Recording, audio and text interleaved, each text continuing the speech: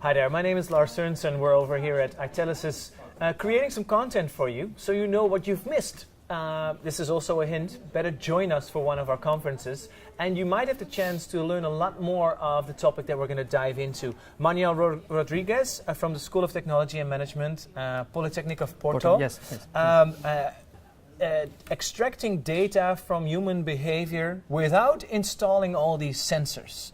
And you're monitoring like a workspace. Yes. But how would you do that without just putting sensors on everybody? We are trying to do our work, tries to extract that information by using keyboard, for instance, mouse, touch screens. That is things that people use every day, and they are working. They are not aware of what they are doing. They are not concerned about having to wear some sensors. Mm-hmm. We believe that if you have some dedicated sensors to extract information, that would cause some entropy in the process, and the data collected wouldn't be as real as if the person is totally unaware that, she's not totally unaware. She knows that there's some little program that is monitoring their key press, their mouse movements, their touch on the touch screen. Doesn't that affect also your measurements? As soon as I know that I'm being monitored, maybe not by sensors but by movement. Yes. You forget all that about 5-10 minutes later. You're still working. You have nothing to connect it to you.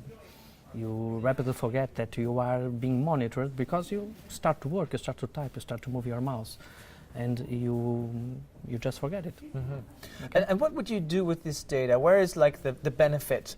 Obviously, I can imagine that a lot of companies are looking to enhance productivity. Yes. As the market is growing, yes. Stress is growing. Yes, with all of that data, we are trying to predict some features like stress, exhaustion, attention levels, burnout possibility, and we are continuously monitoring what the user is doing, and with some intelligent algorithms, we are estimating that stress level, that level of attention, and we can provide that information, that feedback to the user.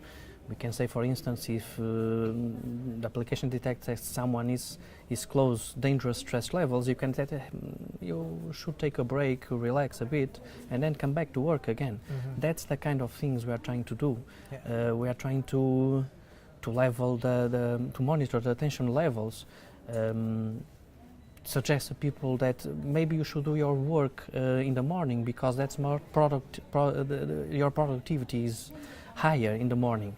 Throughout the historical data that we have been collecting about that user, we can suggest even then when someone is getting to an appointment with another person, we can, for instance, suggest to postpone that appointment because that current mood of that person isn't quite suitable for that meeting. Okay. You're not going to close the deal if you go now. You're not close the deal if you go now because the people is not very suitable for doing it. So with all that data, we're trying to extract those features. Does it feel as a restriction for you that we're not able yet to use a lot more sensors because of the human aspect? Because we're still like anxious sharing our personal data or being monitored by cameras? Or? Yes, that's an important factor.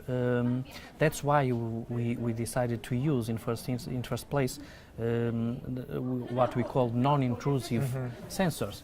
Because if you use, for instance, cameras, people don't like to be filmed, and that causes noise data.